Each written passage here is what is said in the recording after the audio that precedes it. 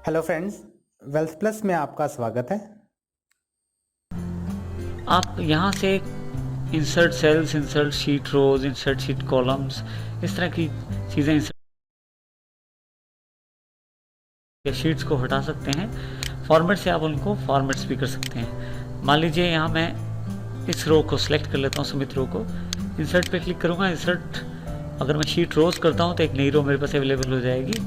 मान लीजिए सिर्फ एक सेल सेलेक्ट कर लेता हूँ तो इंसर्ट सेल्स पिक करता हूँ। ऑप्शन मेरे पास अवेलेबल हो जाएंगे कि जो सेल्स बाकी हैं इसके साथ वाले, क्या वो सेल नीचे चले जाएं या सेल्स राइट चले जाएं या पूरी एक लाइन नहीं मेरे पास आ जाए या पूरा कॉलम आ जाए।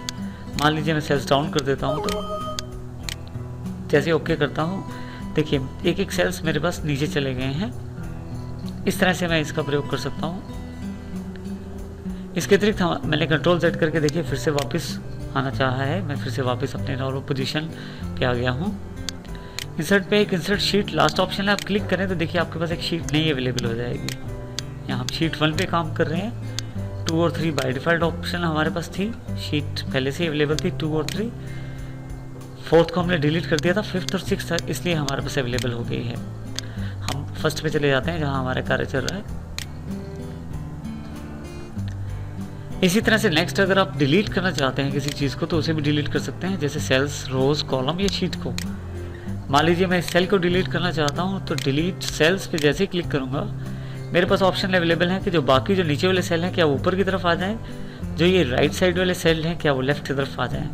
मैं शिफ्ट सेल्स लेफ्ट पे क्लिक करके ओके कर देता हूँ तो देखिए जितने भी सेल्स हैं वो लेफ्ट की तरफ शिफ्ट हो गए हैं।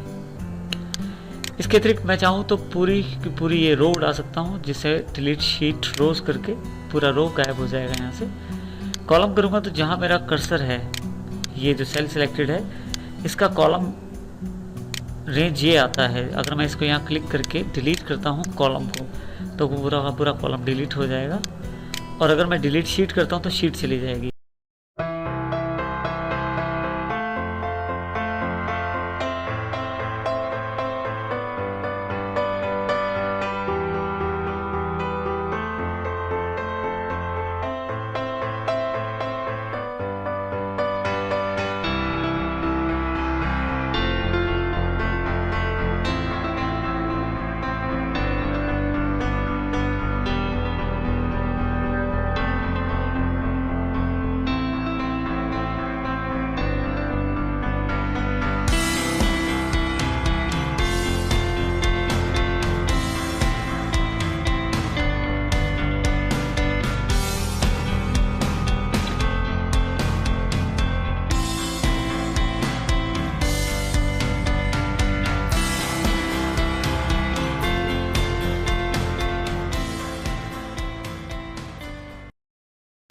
एक्टिव शीट को मैं डिलीट ना करके शीट 6 पे जाता हूँ। डिलीट पे जाके डिलीट शीट करता हूँ, देखिए शीट चली गई मेरे पास। इस तरह से शीट 5 पे जाके डिलीट शीट करता हूँ, वो शीट पे चली गई। तो इस तरह से मैं शीट डिलीट कर सकता हूँ अपने। नेक्स्ट ऑप्शन जो सेल्स ग्रुप में हमारे पास अवेलेबल है वो है फॉर्मेट के रूप में। फॉर्मेट का प्रयोग करने से पहले देखिए जैसे मैं इसकी रोज़ की हाइट और सेल्स की विड्थ बढ़ा लेता हूँ। इसके लिए माउस 2 कॉलम्स के बीच में रखें और जितना विड्थ बढ़ाना चाहते हैं वो बढ़ा सकते हैं। इस तरह से आप 2 रोज़ के बीच में अपना माउस का कर्सर रखें, प्लस का निशान आते ही उसे नीचे ऊपर की तरफ करें तो देखिए मेरे पास हाइट अवेलेबल हो जाएगी रो की। अब मैं ये अपना टेबल सेलेक्ट कर लेता हूँ। फॉर्मेट पे जाते हैं, यहाँ से रो हाइट, सबसे पहले रो हाइट अवेलेबल है। रो हाइट पे अगर क्लिक करता हूँ, जो रो हाइट मैं देना चाहता हूँ वो दे के मैं ओके कर दूंगा तो उस रो हाइट के अकॉर्डिंग मेरी रोज़ आ जाएंगी। देखिए वो रोज़ 25 जो उसकी हाइट दी है उसके अकॉर्डिंग सेट हो गई हैं। कंट्रोल सेट करके नॉर्मल पोजीशन पे वापस आ रहा हूँ मैं। फिर से फॉर्मेट पे ऑटो फिट रो हाइट है। देखिए अगर ध्यान दें तो कोई मेरी रो बहुत बड़ी है हाइट में, कोई छोटी है। तो अगर मैं सबको बराबर करना चाहता हूँ तो सिलेक्ट करके फॉर्मेट पे row auto fit row height click कर दूंगा तो देखिए सभी रोज इक्वल साइज में अवेलेबल हो गई हैं। इसी तरह से मैं कॉलम विड्थ एडजस्ट कर सकता हूँ, जो कॉलम विड्थ मुझे चाहिए। मान लीजिए मुझे 25 की कॉलम विड्थ चाहिए तो जैसे ही एंटर करूँगा 25th कॉलम विड्थ अवेलेबल हो जाएगी। 25 के हिसाब से कॉलम विड्थ मेरे पास अरेंज हो जाएगी। इससे जो मेरी कॉलम विड्थ है वो 25 हो जाएगी। कंट्रोल जेड करके नॉर्मल पोजीशन पे वापस आ रहा हूँ मैं। फिर से फॉर्मेट पे जाके देखें ऑटो फिट कॉलम विड्थ अगर मैं क्लिक करता हूँ तो जितना ज़्यादा डेटा लिखा है उसके अकॉर्डिंग अपने आप वो विड्थ सेट कर लेगा, जिससे आपके जो शीट है उसमें कम से कम जगह ये लेगा। कंट्रोल Z करके नॉर्मल पोजीशन में फिर से वापस मैं चाहूँ तो डिफ़ॉल्ट विड्थ सेट कर सकता हूँ कॉलम की। अगर आप ध्यान दें तो E, F और G ये जो कॉलम्स हैं हमारे पास, इन पे अगर मैं 40 की विड्थ दे देता हूँ तो ये बहुत बड़े हो गए हैं। देखिए जो सिलेक्टेड डेटा है उस पर नहीं, E, F, G। तो अगर आप इन पे ध्यान दें तो ये जो कॉलम्स हैं इनकी जो विड्थ है बहुत ज़्यादा बड़ी हो गई है। तो इस तरह से मैं यहाँ से फॉर्मेट से डिफ़ॉल्ट विड्थ सेट कर सकता हूँ, जो डॉक्यूमेंट की डिफ़ॉल्ट विड्थ हो सकती है। मैं 15 कर देता हूँ तो देखिए 15 पे अवेलेबल हो गए हैं। आप चाहे तो रोज़ और कॉलम्स को हाइड भी कर सकते हैं। सेलेक्ट कर लेते हैं हम इन रोज़ को, फॉर्मेट पे जाके अगर मैं हाइड अनहाइड पे जाके हाइड रोज़ कर देता हूँ तो ये हाइड हो जाएंगी रोज़, और यहाँ से अनहाइड रोज़ कर देता हूँ तो वापस आ जाएंगी। इसी तरह से कॉलम को सिलेक्ट करके अगर मैं हाइड कॉलम्स कर देता हूँ तो हाइड हो जाएंगे कॉलम्स। दोबारा यहाँ हाइड अनहाइड पे जाके अनहाइड कॉलम्स कर दूंगा तो वापस आ जाएंगे।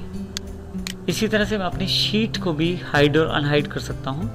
जैसे हाइड शीट क्लिक करते ही मेरी जो 1 नंबर की शीट है वो हाइड हो गई है। वापस चाहिए तो फिर से फॉर्मेट पे जाएं, हाइड अनहाइड पे, अनहाइड शीट पे क्लिक करें। शीट 1 जो कि गायब हुई थी उस पर क्लिक करके ओके करें। देखिए फिर से वापस शीट आ गई है आपके पास। इसके अलावा हम चाहें तो शीट जो है हमारी उसे रीनेम कर सकते हैं। जैसे हमारे पास शीट 1 है, रीनेम करके जो मैं लिखना चाहता हूँ, जो नाम शीट का देना चाहता हूँ वो दे सकता हूँ। जैसे क्लास 5 डेटा के नाम से मैंने शीट का नाम रख दिया है। इसका प्रयोग तब ज़्यादा महत्वपूर्ण हो जाता है अगर आपके पास शीटें बहुत ज़्यादा हैं। फिर आप डायरेक्ट शीट का नाम देने से आपको ये जानकारी मिल जाएगी कि शीट के अंदर कौन सा डेटा अवेलेबल है। इसके अलावा आप कॉपी भी कर सकते हैं शीट को और मूव भी कर सकते हैं। मान लीजिए 5th शीट जो मेरे पास एक्टिव शीट है, मूव और कॉपी पे क्लिक करता हूँ।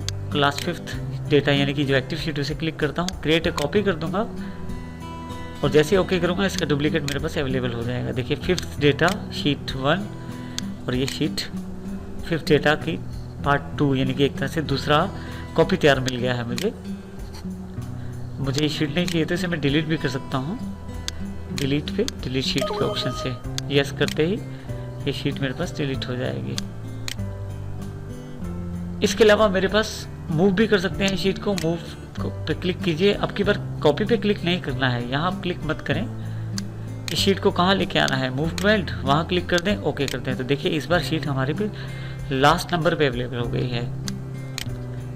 इसके पश्चात हमारे पास टैब कलर्स अवेलेबल हैं। आप शीट्स के कलर भी दे सकते हैं उनके नाम के नीचे। बिल्कुल थोड़ा सा दिखाई देगा आपको, यहाँ देखिए रेडिश कलर थोड़ा सा 5th डेटा के पीछे आ गया है, जिससे ये जानकारी मिल जाएगी कि ये शीट अलग है।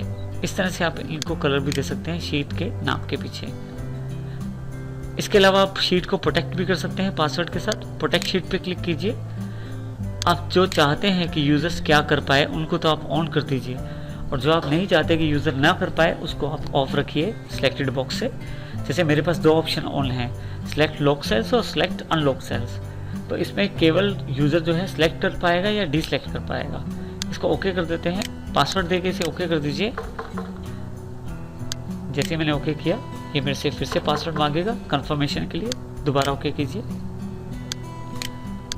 अब मैं डेटा को सिलेक्ट तो कर सकता हूँ और डिसलेक्ट भी कर सकता हूँ, लेकिन इसमें मैं किसी भी प्रकार का कुछ भी मॉडिफिकेशन नहीं कर सकता। मॉडिफिकेशन करने के साथ ही आपके पास मैसेज जो आया है, द सेल और chart that you are trying to change is protected and therefore read only.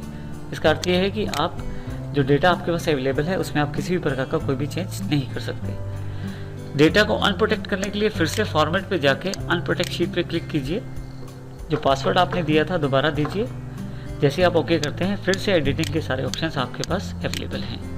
इस तरह से फॉर्मेट जो ऑप्शन है इसका प्रयोग करके हम अपने रोज़ की हाइट बढ़ा सकते हैं, कॉलम की विड्थ बढ़ा सकते हैं और अपने डेटा को प्रोटेक्ट भी कर सकते हैं।